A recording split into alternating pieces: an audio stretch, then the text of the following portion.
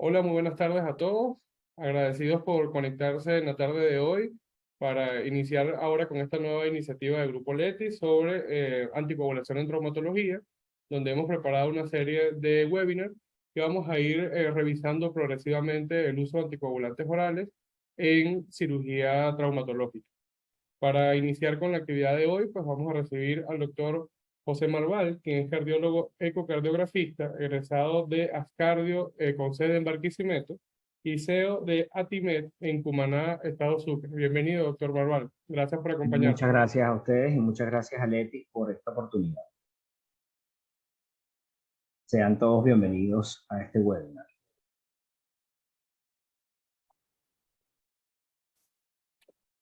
Muy buenas tardes. Muchas gracias a Grupo Leti por la oportunidad. Gracias al doctor Fernando por acompañarme en esta oportunidad. Vamos a hablar hoy de anticoagulación en traumatología. Este es un tema, si se quiere, un poco controversial debido a que hay diferentes corrientes que hablan de cuál es la realidad en estos pacientes y cuáles son las dosis que debemos utilizar realmente en estos pacientes. Y de hecho, cuál es la recomendación más importante o cuál tiene mayor peso actualmente.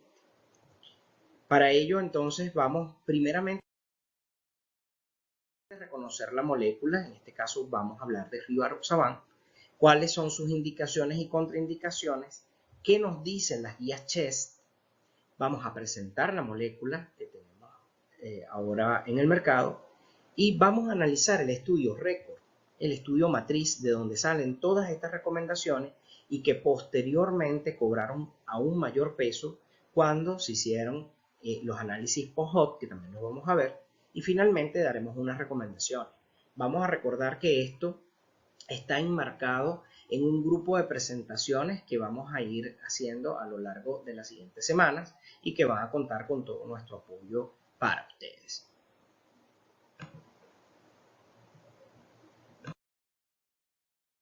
Para hablar de anticoagulación, debemos saber que tanto el dabigatran como el rivaroxaban, estos corresponden a pequeñas moléculas no peptídicas que tienen pesos moleculares mucho menores que la heparina y la heparina de bajo peso molecular. Esto va a suponer que tiene una ventaja en la absorción frente a los últimos anticoagulantes que acabamos de hablar. Además, ellos tienen mecanismos de acción similares. Se conoce dónde actúan estos fármacos de acción directa y, en efecto, vamos a ver cómo el rivaroxaban actúa en el precursor de la protombina, que es el factor 10 activado, y el dabigatran, por su parte, va a actuar en el precursor de la fibrina, que es el factor 2 activado. Recordemos que estos forman enlaces covalentes que son reversibles y ambos ya poseen antídotos en el mercado. Como características farmacocinéticas de relevancia tenemos primeramente el modo de excreción. Esto nos permitirá estar atentos a cualquier ajuste que deba realizarse o suspensión del fármaco.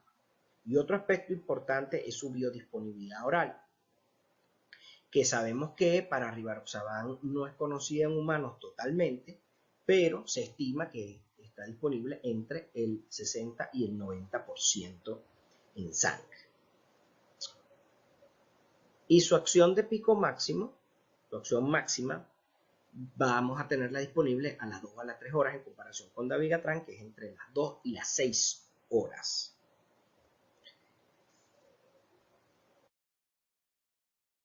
¿Cuáles son las indicaciones de anticoagulación en traumatología?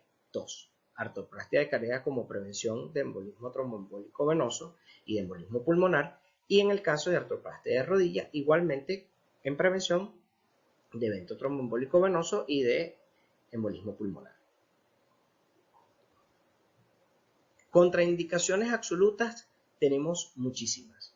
Principales, la retinopatía hemorrágica, el aneurisma, un proceso hemorrágico activo, por supuesto, una hipertensión grave no controlada, el uso concomitante con antimicóticos azólicos y los fármacos para HIV.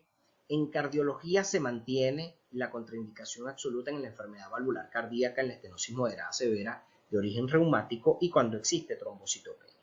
Entre las relativas, la hepatopatía crónica, el urtus péptico, el alcoholismo, la gestación y la lactancia, las alteraciones mentales, estas más que todo porque el paciente puede abusar del fármaco y puede traernos consecuencias graves. Además, hay que recordar que entre sus interacciones los AINES potencian significativamente la acción de rivaroxaban y que el efecto secundario principal es el aumento de la transaminasa, además de síntomas gastrointestinales y hemorragias gastrointestinales. Entonces tenemos que estar pendientes de esto en el paciente e interrogar muy bien al paciente antes de colocar estos fármacos. Pero, a ver, ¿qué nos dicen las guías CHED para la prevención de eventos tromboembólicos venosos en la cirugía ortopédica? ¿Ok? Entonces, nos habla primeramente de que en aquellos pacientes que van a ser sometidos a artroplastia total de cadera o de rodilla, se recomienda el uso de uno de los siguientes para un mínimo de 10 a 14 días en lugar de ninguna profilaxis. ¿Ok?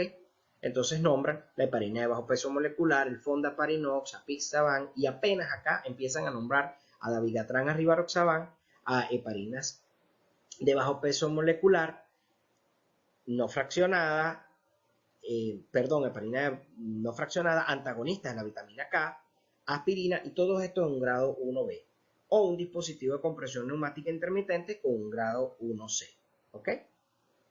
Además nos dicen que para pacientes que son sometidos a cirugía ortopédica mayor y que reciben como profilaxis, como tromboprofilaxis, heparina de bajo peso molecular, se recomienda iniciar ya sea 12 horas antes o más de la operación o 12 horas o más después de la operación. Antiguamente se utilizaba dentro de las 4 horas o menos de la operación o 4 horas o menos después de la operación. Esto trajo como consecuencia mucho sangrado y por ende el cambio en las guías.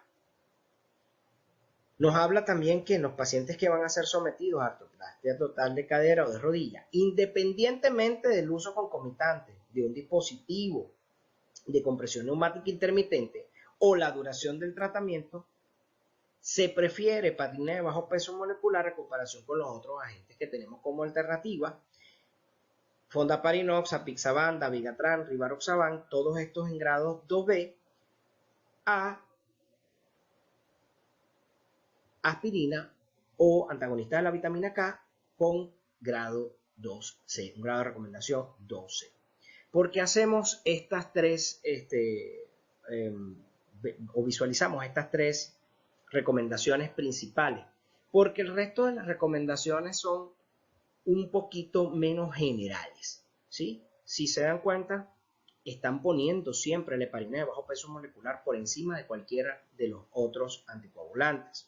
Esto porque para ese momento se conocía que esta era la de elección. Sin embargo, los estudios que se empezaron a realizar posteriormente demostraron que la heparina de bajo peso molecular no era beneficiosa cuando se utilizaba dentro de las 4 a 6 horas antes o después de la operación, porque causaba muchas complicaciones hemorrágicas.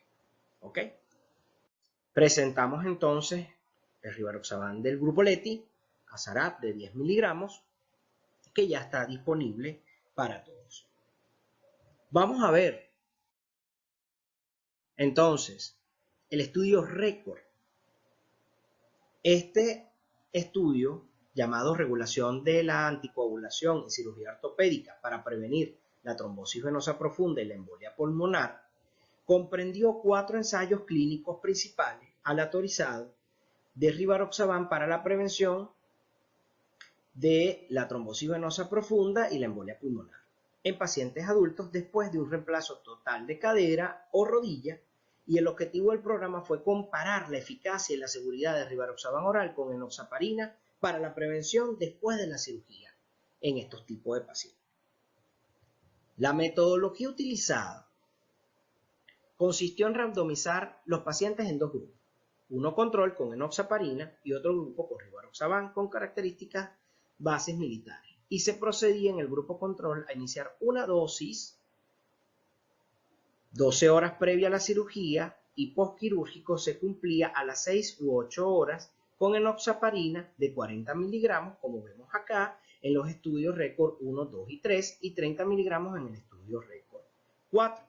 Y en el grupo rivaroxaban 10 miligramos 6 a 8 horas posterior a la cirugía para en alta médica, se iniciaba una venografía bilateral, ¿ok? Y se realizaba el seguimiento en un mínimo de 1 a 3 meses.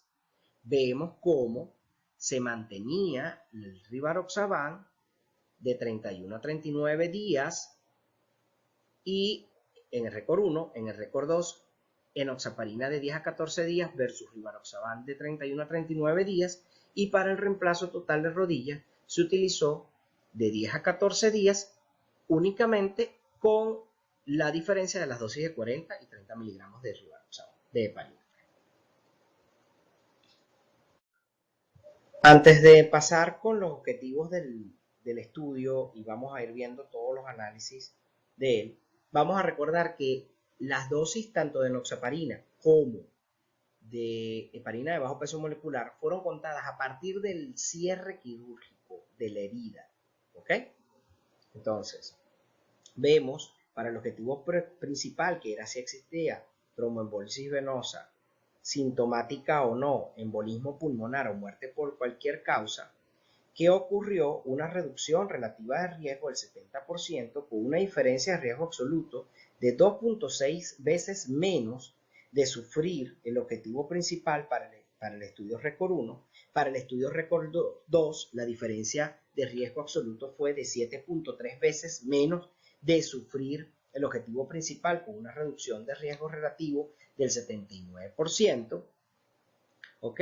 Con respecto que vemos en la mitad de la pantalla, entonces el estudio récord 3, que es reemplazo total de rodilla, la reducción relativa de riesgo fue del 49%, con una reducción de riesgo absoluta de 9.2 veces menos de sufrir el objetivo principal.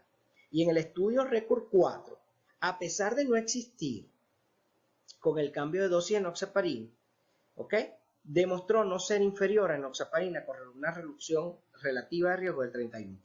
Es decir, aquí no hubo diferencia. Para los puntos secundarios, que fue un compuesto de tromboembólisis venosa proximal, embolismo pulmonar no fatal y muerte, vemos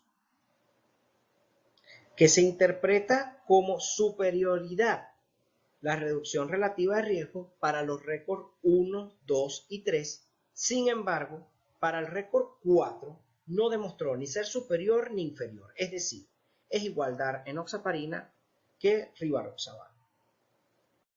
Con respecto a los puntos de seguridad, que eran hemorragia mayor o clínicamente importante, se obtuvo que, a pesar que fue en los grupos de Rivaroxaban donde ocurrieron muertes por complicaciones hemorrágicas, uno en cada grupo, no hubo diferencias con sangrado presentes en ninguno de los 4 estudios. Es decir, a pesar de que sangraron mucho y de hecho falleció un paciente, seguía siendo mejor dar Rivaroxaban en comparación con enoxaparina. Y cuando vemos entonces el análisis en conjunto de todos los anticoagulantes para tromboembolismo venoso y muerte por cualquier causa, vemos que el compuesto, ¿ok?, o secundario fue mejor tanto para Rivaroxaban en prótesis total de cadera como para Rivaroxaban, y en este caso Apixaban, para la prótesis total de rodilla. Y si nosotros vemos estos riesgos relativos, randomizándolos y haciendo los ambos como un subconjunto de ambos, vemos que siempre va a estar mayor a experimental, y esto lo sabemos porque no toca la unidad. A pesar de que en la prótesis total de cadera el subconjunto o el subtotal del 95% toca la unidad, sabemos que están llevados a favor del control por el dabigatran. Si nosotros hubiésemos hecho una simple comparación de Rivaroxaban, íbamos a tener superioridad tanto en prótesis total de cadera como en prótesis total de rodilla.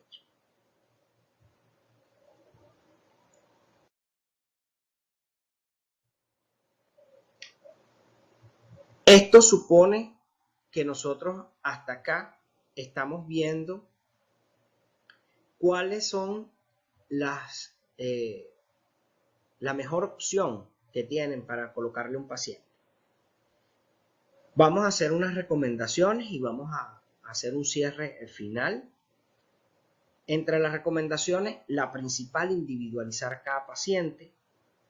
Vamos a tener que tomar en cuenta situaciones especiales que pueden estar presentes en estos pacientes. Vamos a ver cuáles son. Apóyense en el cardiólogo. Siempre que ustedes van a hacer un quirúrgico, envían a hacer una valoración cardiovascular, pueden apoyarse en el cardiólogo para las recomendaciones de anticoagulación en este tipo de pacientes. Hay que recordar siempre que los huesos también sangran, porque por lo que tenemos que estar pendientes, además de cómo están las cuentas de estos pacientes y estarle haciendo laboratorios mientras están en espera para ser intervenidos quirúrgicamente. Si posterior a la cirugía hay indicación de drenaje linfático, este debe realizarse por una persona que esté realmente capacitada, no por cualquier persona, porque podría complicarnos aún más la situación del paciente, podría provocar aún más morados y podría provocar aún mayor fragilidad capilar. No se debe suspender la medicación previo a la cirugía, es decir, no vamos a suspender las dosis de rivaroxaban antes del paciente entrar al quirúrgico. Al contrario, el paciente debe haber recibido la dosis de rivaroxaban antes de entrar al quirúrgico. La idea de esto es que no haya complicaciones tromboembólicas. Claro, sabemos que no queremos complicaciones hemorrágicas, entonces tenemos que hacer un quirúrgico que tenga un nivel de separación acerca de la última hora, por lo menos de unas 6 horas, para evitar un sangrado excesivo. Y señores, no utilizamos vitamina K a menos que sea necesario porque el paciente lo tiene indicado por otra patología, pero no hacemos nada colocando vitamina K porque estos no son los agentes, o este no es el agente que va a hacer que deje el paciente de sangrar.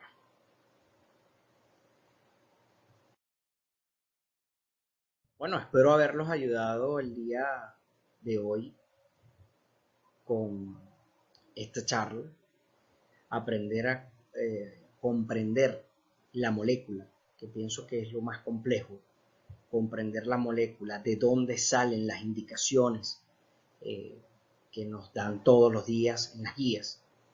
Y precisamente pues para eso estamos aquí, para ayudarlos en este camino. Yo sé que hay preguntas que van a tener para hacerme, pues estoy presto a ellas. Podemos comenzar cuando quieran con la ronda de preguntas y respuestas.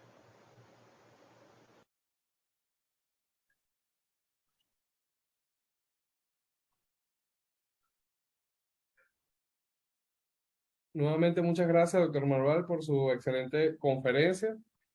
Abrimos pues a todos los panelistas la oportunidad de que puedan dejarnos sus dudas o preguntas que quieran que el doctor les resuelva a través del chat y lo iremos leyendo progresivamente.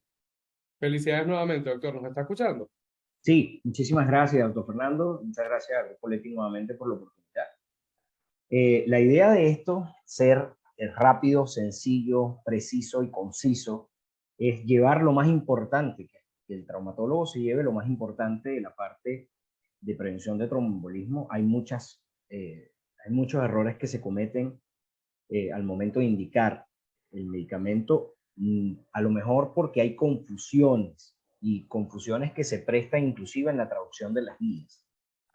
Si nosotros nos vamos a la guía ideal, que es el CHEST, que ya debería de tener una actualización nueva que se debe estar esperando para este año o el año que viene, porque hemos avanzado 100 años lo que sabemos ahora de los nuevos anticoagulantes, ¿no? Bueno, mal llamados nuevos anticoagulantes. Sin embargo, pues la experiencia es la que ha marcado la pauta en los cardiólogos y los traumatólogos y los grupos de trabajo, sobre todo porque hay que hacer equipos de trabajo para poder resolver a los pacientes. Yo me imagino que deben haber algunas preguntas. Esto es el inicio de un grupo de conferencias que vamos a estar dictando próximamente el doctor Simón y luego el doctor Fernando. Espero acompañarlos también en esa charla. Me gustaría mucho hacerlo realmente y así poder despejar todas las dudas que se tengan. La idea de esto es impartir algo de docencia y hacer las cosas bien, empezar a hacer las cosas. Así es, doctor. Nuevamente, pues bueno, le quiero extender nuestro agradecimiento por iniciar este ciclo de temas sobre anticoagulación, que tal como lo mencionaba el doctor Marval, pues nuestra iniciativa es tratar de hacer revisiones bibliográficas cortas, no más de 30, 40 minutos, para no interrumpir quizás nuestra agenda habitual, pero que nos facilite la toma de decisiones en anticoagulación en la cirugía traumatológica que a bien es un área que cada día tiene siempre, o quizás hay muchas controversias en el medio. Yo quisiera, doctor, para ir haciendo alguna de las preguntas que nos dejaron al correo, bueno, puntualizar quizás dudas muy puntuales para la práctica habitual del traumatólogo. Con respecto a la temporalidad del uso de anticoagulantes, ¿no? ¿Cuántos días previos al acto quirúrgico deberíamos iniciar el tratamiento? Y posteriormente que usted pudiera responderme cuántos días, cuánto tiempo después de la cirugía se debe mantener la anticoagulación. Mira, esta pregunta es interesante porque en este país a veces los pacientes esperan mucho tiempo para ser intervenidos, buscando la prótesis y todo lo que sucede. Lo ideal es comenzar la anticoagulación un momento que se hace o en el momento que se hace el diagnóstico, siempre y cuando, por eso pongo de individualizar cada paciente, ¿ok? El paciente no tenga un riesgo muy alto de sangrado, hay que ver muy bien las comorbilidades que tiene. Por allí puse, los huesos también sangran, los huesos y sobre todo los huesos grandes también tienden a sangrar. Entonces depende mucho también de la fractura que tenga el paciente, pero como estamos hablando de prevención de tromboembolismo venoso y de embolismo pulmonar y muerte al final, lo ideal es comenzar la anticoagulación una vez hecho el diagnóstico. ¿Cuántos días va a tener el paciente la anticoagulación? Hasta el momento que sea operado. Y si el paciente no es operado, hasta el momento que el paciente, si llega a consolidar de alguna manera esa fractura, hasta que el paciente tenga movilidad de pararse y caminar. No es lo mismo que el paciente tenga una movilidad relativa en cama a que el paciente camine. ¿Ok? Eso con respecto antes del quirúrgico. No debemos o no se debe suspender la anticoagulación antes del quirúrgico. Yo sé que muchos traumatólogos temen que empiece a sangrar el paciente. ¿Qué se busca? Que el quirúrgico esté dispuesto en un horario que tenga por lo menos unas 6 horas de haberse dado el medicamento. Lo ideal, entre 6 a 12 horas, realizar el quirúrgico. En muchos casos utilizamos la prevención de anticoagulación en estos pacientes en horas de la tarde, 6 de la tarde, 7 de la noche, porque muchas de estas cirugías se realizan a primera hora en la mañana. ¿Ok? En los pacientes que sabemos que o sea, que se van a intervenir después de las 10, 11, 12 de la mañana, luego del mediodía, puede recibir su anticoagulación en la mañana sin ningún problema. La dosis es 10 miligramos orden día. Hay una confusión muy grande entre la dosis de prevención de tromboembolismo, 10 miligramos orden diario, a la dosis de trombosis venosa, que son 10 miligramos 2 veces al día. ¿Ok? Esto tiende a confundir. Hay personas que lo indican 10 miligramos 2 veces al día, pero hay situaciones especiales que vamos a tener donde el paciente no puede recibir 10, sino que va a tener que recibir 15 o 20 miligramos diarios de rivaroxaban, así tenga, pues, por supuesto, la fractura. ¿Ok? Con respecto al postquirúrgico, se debe iniciar no mayor a las 12 horas. Entre 6 a 8 horas debería iniciarse una vez que el paciente ya ha iniciado la vía oral, iniciar la anticoagulación con rivaroxaban. Se recomienda que el paciente ingiera alimentos primero o previo a iniciar la anticoagulación, pero en las primeras 12 horas la podemos iniciar, y si es con rivaroxaban, pues es 10 miligramos diarios hasta que el paciente camine. Digámoslo de esta manera, ¿Qué pasa con ese hasta que el paciente camine? Es hasta que el paciente pueda caminar solo. Se habla de que aproximadamente un mes hasta mes y medio nosotros podemos extender la anticoagulación sin ningún problema con seguridad. ¿Ok? Sé que muchos de estos pacientes se operan y inmediatamente en las primeras horas postquirúrgicas les indican que debe levantarse, que debe empezar a caminar. Sin embargo, por seguridad, por lo menos 30 días debe recibir la anticoagulación con 10 miligramos de rivaroxaban.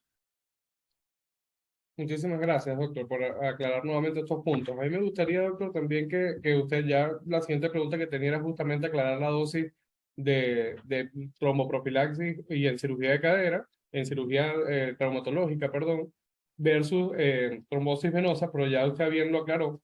A mí me gustaría que también nos recordara un poco. Usted hizo mucho hincapié en el hecho de que no se debería usar vitamina K salvo en condiciones muy especiales, pero me gustaría que nos pudiera aclarar por qué, que les recuerde a todos, a los que nos están escuchando, por qué no debemos usar vitamina K en pacientes que tienen patología traumatológica y van a a un perioperatorio.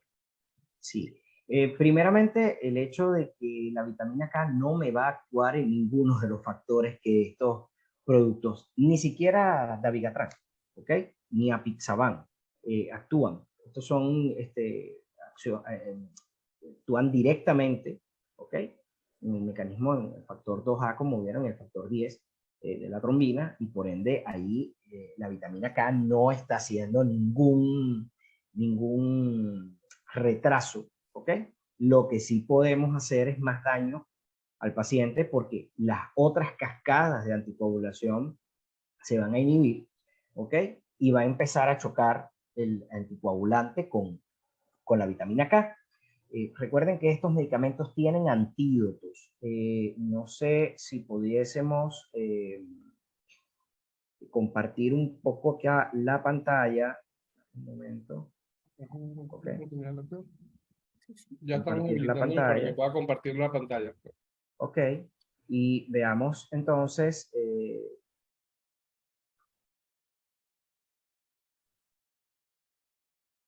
que aquí está, por ejemplo, el Idarucimab.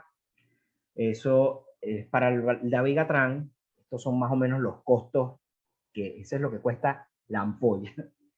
Y el Ondexia, que es el original, que es Andexanet alfa, que es el antídoto del Rivaroxaban. Y tiene, por supuesto, una cantidad o una tabla para poder hacer que el medicamento, o sea, parar el sangrado en este caso, o revertir el sangrado del paciente, o revertir la acción del medicamento, ¿ok? Y más o menos los costos que esto tiene, ¿no? Lo estamos viendo de esta manera y yo creo que es útil saber que nosotros de alguna manera vamos a causarle más daño a un paciente si utilizamos vitamina K. Hay otras acciones para parar el sangrado en el paciente en el momento del quirúrgico, si el traumatólogo está ya con haciendo su reparación, ¿ok? Arreglando su solución de continuidad, el paciente empieza a sangrar mucho, nosotros podemos utilizar varias cosas. Primero, hay que utilizar alcaloides y hidratar muy bien al paciente rápidamente para evitar hipovolemia y shock en la mesa operatoria. Segundo, podemos utilizar atropina de forma de irrigación en el área para ayudar a que se constriña el vaso sanguíneo y pare un poco el sangrado, además de, obviamente, ligar el vaso que está sangrando. Pero no vamos a hacer nada colocando vitamina K. Lo otro que se podría hacer es colocarle plaquetas al paciente. ¿Okay? Esto también son acciones que nos van a evitar que el paciente sangre demasiado o que ayude a contrarrestar el sangrado en el momento del quirúrgico. Pero no vamos a hacer nada colocándole vitamina K al paciente ni ningún otro antagonista, ¿no? Porque no nos va a hacer efecto. Muchísimas gracias, doctor. Ya para ir finalizando, doctor, me gustaría que puntualizara cuáles son esas situaciones especiales que debe tener un paciente para uno decidir anticoagulación en que vaya a cirugía traumatológica. Fíjate, Hay una de las situaciones más especiales es la fibrilación auricular. ¿Ok? Paciente con fibrilación auricular tiene la caída, se fractura. Allí echamos por tierra todo lo que sabemos de las guías de cómo vamos nosotros a anticoagular al paciente. Se supone que este paciente debería, si tiene una fibrilación auricular, perdón, debería estar ya anticoagulado y la anticoagulación es de 20 miligramos diarios. Hay otras situaciones especiales, como es pacientes que vienen doblemente antiagregados, por ejemplo, por una isquemia, ¿ok?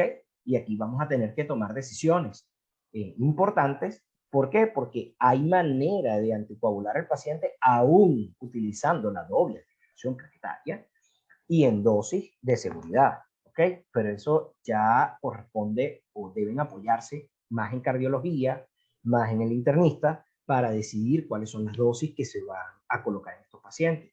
También tenemos dos situaciones que son súper importantes porque hay que hacer corrección de la dosis, que son los pacientes que tienen insuficiencia renal. Paciente con insuficiencia renal, pues no puede recibir la misma dosis que va a recibir otro paciente. Y los pacientes frágiles son pacientes, primero, que están recibiendo algún medicamento inmunosupresor. Segundo, un anciano, una persona mayor de 80 años, de 75 años, que tiene fragilidad capilar, que tiene otras comorbilidades. Y hay otras situaciones especiales, pacientes que tienen o que están recibiendo quimio o radioterapia, también pueden entrar dentro de esas situaciones especiales y uno tiene que decidir cuál es la dosis ideal o cuál sería la dosis correcta para ese paciente para no causarle daño. ¿Okay? Así. Bueno, doctor, muchísimas gracias nuevamente por su tiempo y por su excelente conferencia.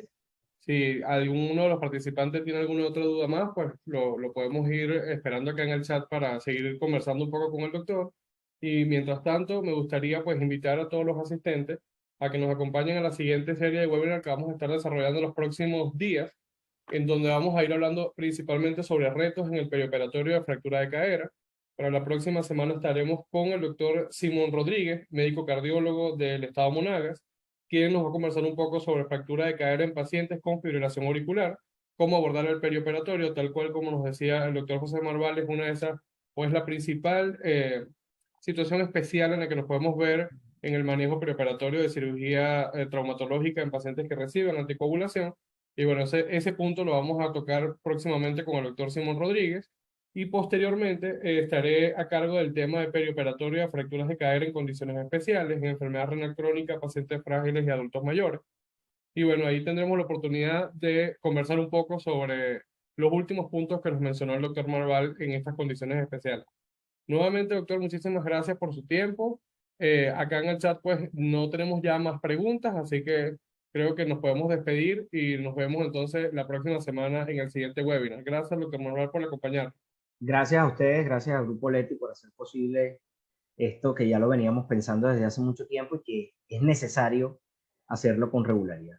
Gracias a todos por la asistencia y bueno, estamos a la orden. Cualquier duda nos pueden contactar y cualquier duda la solventamos para ustedes. Gracias, doctor Fernando, por ser el anfitrión de esta noche. A usted, doctor. Saludos hasta Cumaná. Nos vemos Seguro, pronto todos. seguro. Nos vemos la próxima semana. Ya les estará llegando la invitación para el siguiente webinar por el correo de Grupo Letis, a quien le damos las gracias el día de hoy por tomarnos esta iniciativa para hablar sobre anticoagulación en cirugía traumatológica y el apoyo logístico para esta actividad. Nos vemos la próxima semana. Que tengan feliz noche. Hasta luego.